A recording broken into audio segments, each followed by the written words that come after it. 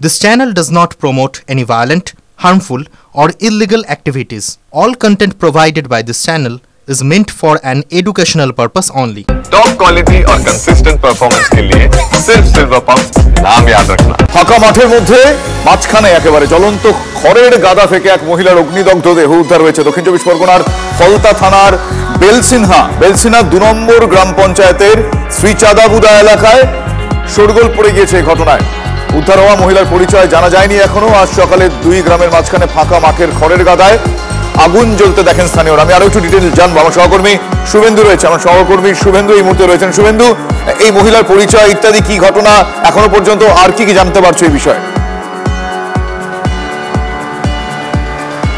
দেখো, তোমাকে জানিয়ে রাখবো, আজকে সকালে ফলতা থানার এই যে শ্রীচাঁদা এবং বুদা গ্রামের মাঝখানে একেবারে ফাঁকা মাঠে এই বাগানের মধ্যে আচমকা একটি খড়ের গাদায় আগুন জ্বলতে থাকেন স্থানীয় বাসিন্দারা এই ঘটনাস্থলে এসে আগুন নেভানোর চেষ্টা করেন, কিন্তু তখনই দেখা যায় খড়ের গাদার ভেতরে জ্বলন্ত অবস্থায় আগুনে জ্বলছে এক মহিলা।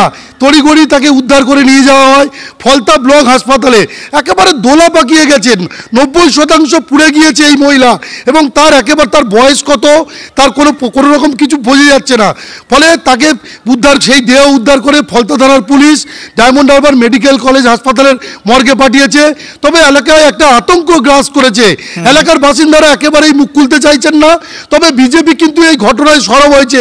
বিজেপি নেতৃত্বের দাবি, দিনের পর দিন ফলতা এলাকায় এমনই দুষ্কর্ম ঘটে চলেছে, তারপরেও কিন্তু পুলিশ প্রশাসন কোনো রকম ভাবে সক্রিয় নয়, এবং পুলিশ কিন্তু এই মহিলার কারণে এই আগুন লেগে যাওয়ার ঘটনায় তারা দুষ্কর্ম কিভাবে দেখছেন, সেটা আমি জানতে চাইছি। এটাকে তারা দুষ্কর্ম বলছেন কেন?